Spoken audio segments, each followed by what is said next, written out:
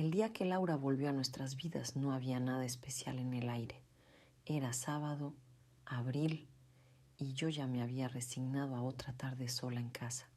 Lucía, mi hermana mayor, llegó sin previo aviso, arrastrando una maleta y con esa sonrisa de quien trae algo que no ha contado aún. Detrás de ella apareció Laura. No la reconocí al instante. Habían pasado años desde que dejó de venir por casa, cuando ella y Lucía eran inseparables en el instituto. Ahora era otra. Su presencia era silenciosa pero firme, como si supiera exactamente cuánto espacio ocupar y cómo hacerlo sin pedir permiso. No pregunté cuánto tiempo pensaban quedarse. Tampoco fingí entusiasmo. Me limité a asentir, a decir un hola cortés, a cerrar la puerta del frigorífico con más fuerza de la necesaria. No fue hostilidad, fue nerviosismo.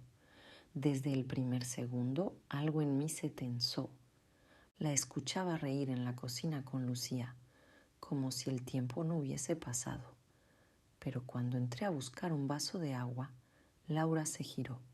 Su mirada se cruzó con la mía y no se apartó.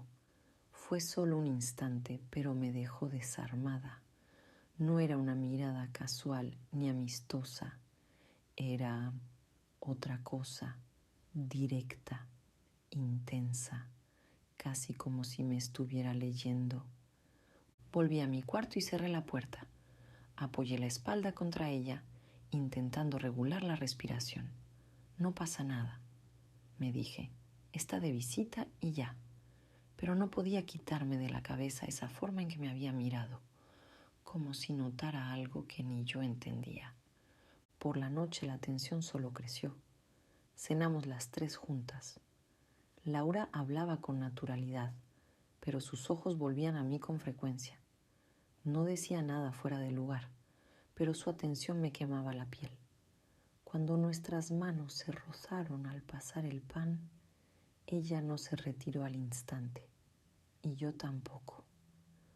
Lucía subió temprano, quejándose del cansancio. Laura y yo nos quedamos en el salón, en silencio incómodo. Fingí mirar el móvil. Ella se acomodó en el sofá y me preguntó, sin más, ¿te molesta que haya venido? No supe qué responder. Mentir me pareció inútil, pero decir la verdad, que su sola presencia me confundía, tampoco era opción. Así que solo negué con la cabeza. No parece, añadió con una media sonrisa. Ese comentario me molestó más de lo que debería.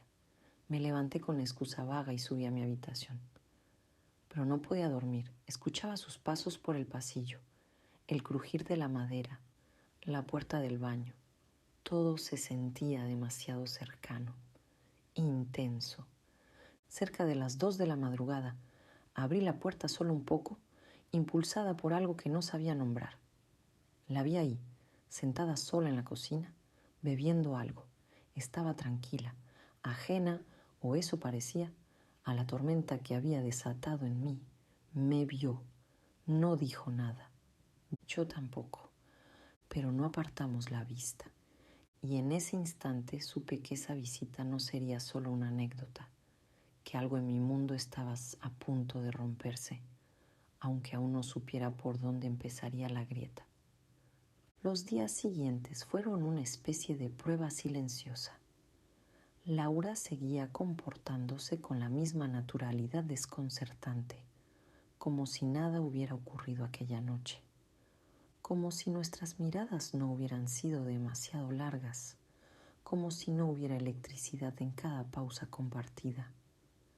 Lucía no notaba nada, se reía con ella, salían a pasear, cocinaban juntas y yo solo observaba desde una distancia prudente, tragando la incomodidad que crecía en mi pecho.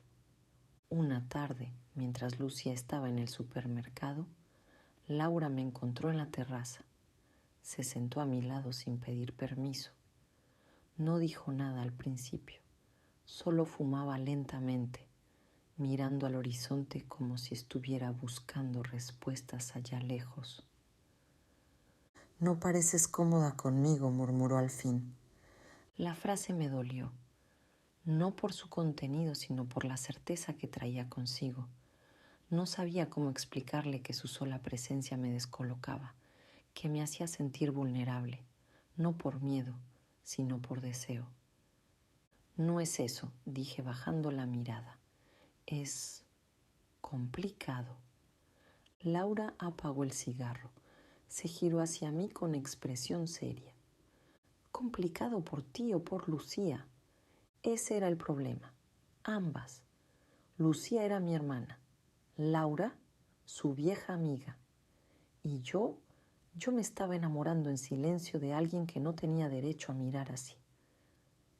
¿Qué estás haciendo aquí, Laura?, pregunté. ¿Por qué viniste? Ella dudó. Luego dijo, necesitaba irme de Madrid. Las cosas allá se pusieron feas y pensé en Lucía, en ustedes. Guardamos silencio, pero en ese silencio había más verdad de la que queríamos admitir. Esa noche, mientras intentaba dormir, escuché pasos. La puerta de mi habitación se entreabrió. Laura no entró.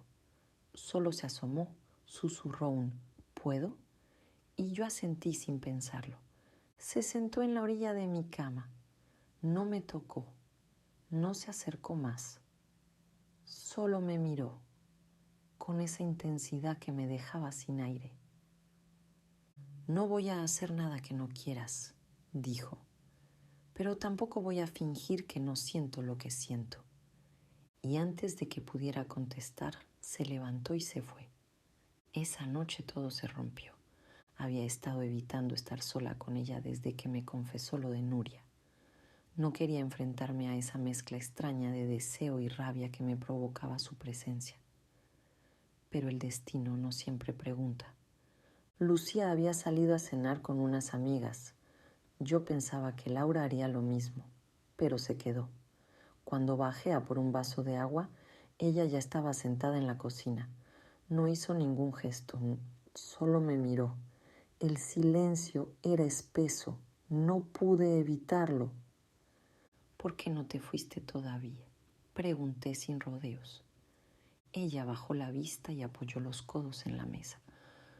Porque no sabía cómo irme, me apoyé contra la pared con los brazos cruzados. ¿Y qué estás esperando? ¿Que pase algo más?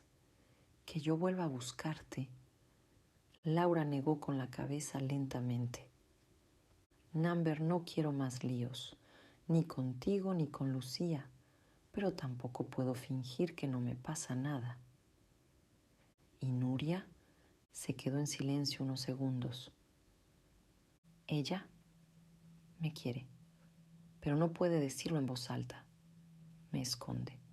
Me trata bien cuando nadie nos ve, pero en público soy su amiga, su compañera de piso, su sombra. Tragué saliva.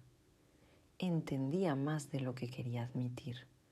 También yo me escondía, aunque de otra forma, pero eso no justificaba nada. Entonces, ¿yo qué fui? Pregunté bajando la voz. ¿Una distracción? ¿Un escape? Fuiste una verdad que no esperaba encontrar aquí. Ese tipo de frases pueden sonar hermosas, pero cuando estás rota, solo duelen más. No puedes entrar en mi vida, sacudirlo todo y después decir que no sabías qué buscabas. Se levantó despacio, caminó hasta mí, pero no se acercó demasiado. Mantuvo distancia, tal vez por respeto, tal vez por miedo. Tienes razón, no lo supe. Fui cobarde y egoísta. Y ahora estoy intentando no hacer más daño, por eso me voy mañana. El nudo que sentí en la garganta no era de tristeza, era rabia, porque parte de mí aún quería que se quedara, y eso me daba asco. Haz lo que tengas que hacer, pero no me mires como si aún tuvieras derecho. Sus labios se apretaron, asintió, dio media vuelta y salió de la cocina. Me quedé sola, con el corazón golpeando fuerte, y por primera vez en días Lloré sin intentar detenerlo, porque amar a alguien que no puede quedarse es como lanzarse al mar sabiendo que nadie va a venir a buscarte. Y aún así lo hice. No hubo despedida. A la mañana siguiente, cuando bajé a la cocina, ya no estaba. Ni su mochila ni su taza. Solo una nota breve en la mesa con letra apresurada. Gracias por todo. Cuida a Lucía. La leí una vez, luego otra, y la arrugué sin pensarlo. No sabía si sentía alivio o furia. Quizá ambas cosas, pero lo que sí sabía era que algo había cambiado para siempre. Lucía volvió por la tarde. La vi entrar contenta cargando bolsas. Me preguntó por Laura. Se fue, respondí sin mirarla. Ella frunció el ceño. Sin decir nada, dejó una nota. Lucía dejó las bolsas sobre la mesa. Su tono cambió. ¿Qué pasó? No respondí de inmediato. No sabía cómo explicarlo sin dinamitar lo poco que quedaba en pie entre nosotras. Te vi, Inés, dijo entonces. Vi cómo la mirabas, cómo reaccionabas cuando ella entraba en la habitación y cómo ella te miraba a ti. Me congelé. ¿Desde cuándo lo sabes? Desde hace días, pero preferí no preguntar. Quería creer que era imaginación mía. Me senté. Las manos me temblaban. No pasó nada grave. ¿Qué significa eso? Que sí sentí cosas, que me confundí, que ya también, pero ya está. Se fue. Lucía apretó los labios. No gritó. Eso habría sido más fácil de soportar. En vez de eso, habló con esa frialdad que solo nace de la decepción. Era mi amiga. La invité a esta casa pensando que necesitaba un lugar seguro. No esperaba que tú... ¿Qué yo qué? Interrumpí. Que me sintiera atraída por alguien, que no pudiera controlarlo, que te metieras con alguien que no era para ti. Esa frase me atravesó, me puse de pie. ¿Y qué significa no era para mí? ¿Porque era tu amiga? ¿Porque es mujer? ¿Porque yo no encajo en lo que tú esperas de mí? Lucía pareció tambalearse por dentro, pero no lo admitió. No quería esto, Inés, no esta distancia. Entonces no me señales como si todo fuera culpa mía. Nos miramos, ninguna lloró, ninguna se acercó, solo silencio, tenso, largo, irreversible. Los días siguientes fueron peores.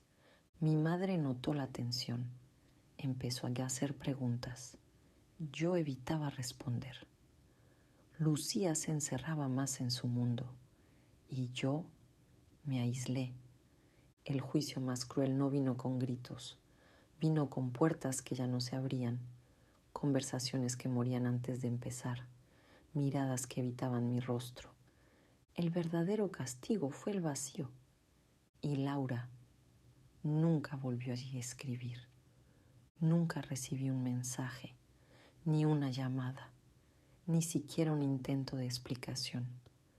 Laura desapareció de mi vida como si nunca hubiera estado. Ningún rastro, solo el recuerdo constante de algo que nunca terminó de empezar. Y eso fue lo que más dolía, no el final, sino la forma en que se borró sin mirar atrás.